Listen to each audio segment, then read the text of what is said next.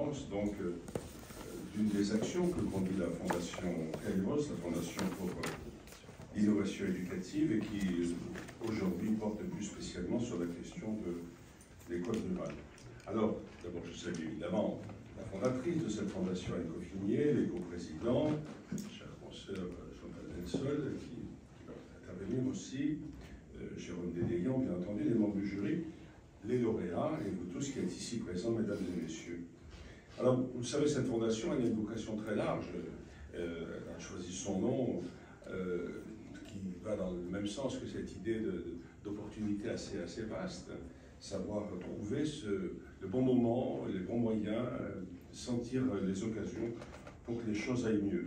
Et évidemment, appliqué à l'école, il y a de multiples entrées vers la réussite, vous le savez. Toutes visent la même chose. La transmission de la culture, l'idéal d'excellence, donner des sens d'initiative à chacun.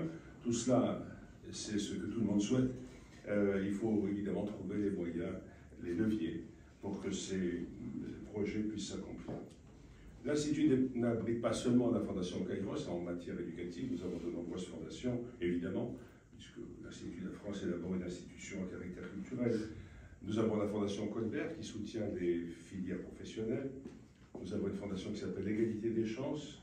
Nous avons une fondation qui s'appelle Luciole et une autre aussi qui s'appelle Femmes et filles d'avenir qui soutiennent surtout les destins féminins dans le monde éducatif ou scolaire. Et bien d'autres encore. Pourquoi? Tout simplement, je viens de le dire, parce que l'école, c'est la fonction cardinale de tous ceux qui s'intéressent au savoir, puisque c'est par elle que se fait l'intégration, que se fait l'égalité, que se fait la promotion, et peut-être aussi que se fait la liberté, dès lors que l'école permet de comprendre les grands enjeux du monde. Or, pour nous, la liberté, ce n'est pas un point de départ, c'est un point d'arrivée. Cela suppose, personne n'enseigne des résultats, on enseigne des méthodes. Chacun d'entre nous vise à former des citoyens libres, qui penseront par eux-mêmes, qui s'engageront comme ils l'entendront ensuite, précisément parce que d'abord ils ont été formés. Alors, l'école rurale, j'y reviens. La difficulté de parler d'école rurale, c'est pas qu'on en dise du bien, c'est qu'on en dit trop de bien. Et surtout qu'elle est profondément inscrite dans l'imaginaire patriotique et littéraire.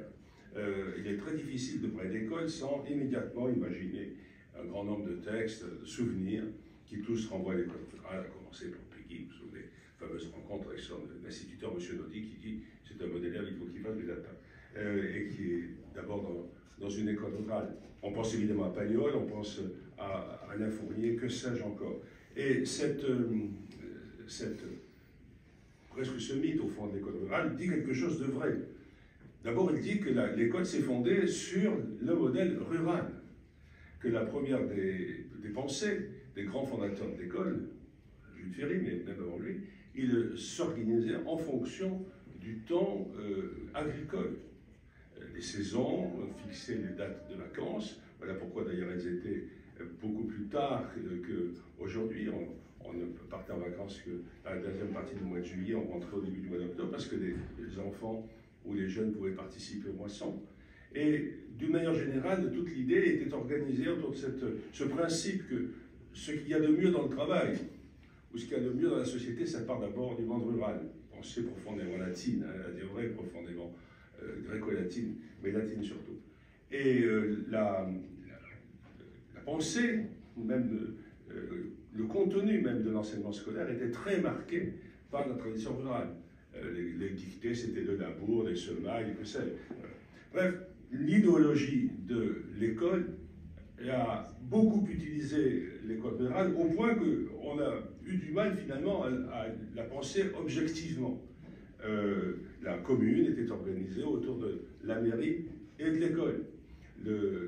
L'instituteur était souvent le secrétaire de la mairie dans les communes rurales. Et tout cela était assez bien montré par des films assez récents. Je suis complètement sorti de mon discours, mais c'est pas grave.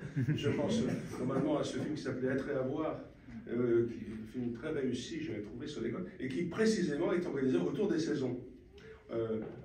L'hiver, le printemps, alors, qui scandait l'ensemble du film. Ça avait beaucoup frappé sur la permanence, si vous voulez, de cette mythologie de l'école rurale.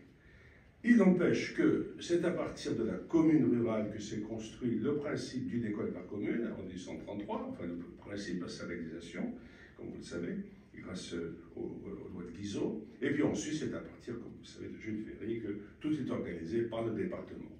Le département, l'école d'instituteurs par département, l'école normale, comme il y avait un grand séminaire, les écoles primaires supérieures, bref. Toute l'architecture immense du système scolaire est partie de la commune. Aujourd'hui, les questions sont plus complexes. Elles sont plus complexes d'abord parce qu'il y a une désertification du monde rural, parce que les adaptations nécessaires à un enseignement contemporain, un enseignement d'aujourd'hui, exigent des techniques, des systèmes de toute nature, dont parfois les communes sont éloignées, je pense à l'Internet, au haut débit, que sais-je. Et donc l'école rurale est obligée de réinventer un peu ses modes de fonctionnement. Elle invente des apprentissages nouveaux, elle invente des méthodes nouvelles, souvent dans des classes uniques. Et c'est pour ça que l'école rurale est redevenue, malgré ses difficultés, ses tensions, ses complexités, est redevenue un laboratoire de ce qui peut se faire, précisément parce que là, il faut inventer. Il faut trouver des solutions, il faut que tout le monde travaille ensemble. Alors, je félicite donc la Fondation Kairos d'avoir choisi ce thème aujourd'hui. Je terminerai là parce que j'ai trop parlé. Je crois que la discussion permettra d'éclairer ce que nous venons de dire à l'instant. Et nous allons d'abord, je crois, remettre 2 prix à des écoles innovantes.